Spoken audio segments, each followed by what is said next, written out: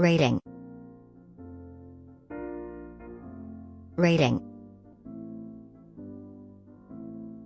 The mortal enemies and worse friends of Stephen Toast over the years have included Cockarboo, Kikini Bamalam, Iqbal Achieve, Unilength, Tightneck, and Peanut Whistle.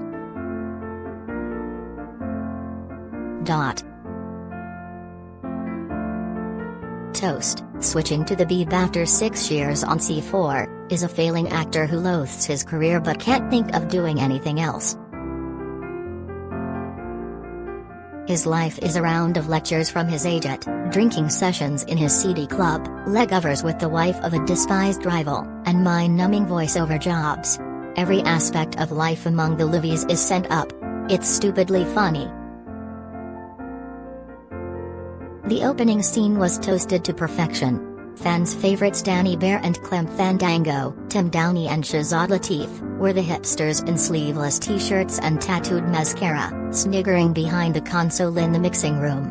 Better still, US comedian Larry David popped up as an obnoxiously arrogant author, correcting every word Toast read aloud, including his very first, the. This time there's a more ambitious storyline, as Toast lands a role in the latest Star Wars movie and flies to Hollywood.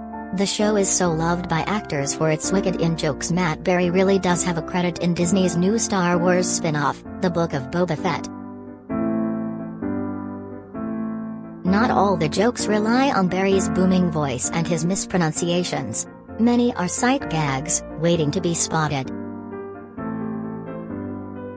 Drinkers at the Colonial Club, the Soho dive where Toast goes to booze with other reprobates, included hilarious lookalikes of Tom Baker, in his Doctor Who scarf, Zara Rhodes, David Hockney, and George Melly, complete with eye patch. No one comments on Toast's mobile phone, a yuppie monstrosity from the 1980s, the size of a breeze block.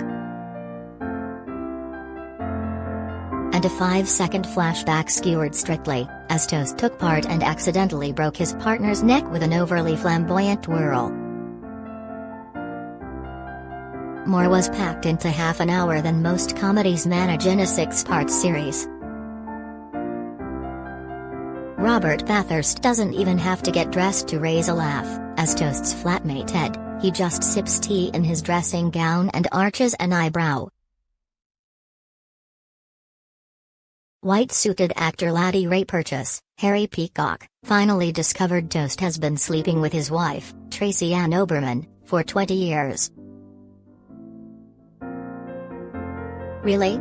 remarked Mrs. Purchase. "I don't remember." And Dune McKicken as the shamelessly superficial agent, Jane Blau, meets every outburst with a smile as brittle as frosted sugar.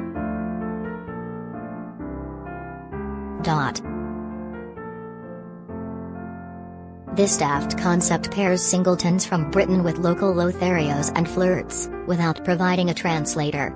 The pretense is that couples will pair off on the basis of physical attraction alone. Christ Hobel, a nursing assistant from Gibraltar, says he lives in a UK colony, and single mum Talia thinks he's talking about Cologne. Yes, of course she does, it's obviously a setup. Most of the Spaniards can speak English and barely bother to hide it. Tensions and arguments are scripted, emotions are faked, and no one has a shred of real interest in dating, they just want to be on TV. "All my princes have turned out to be frogs," says Kimmy from Tenerife. "I'm tired of being treated as a sex object," announces Jose Carlos. How many takes did they need to get those lines right? It's not nasty or exploitative, as some of these shows can be. It's just pointless.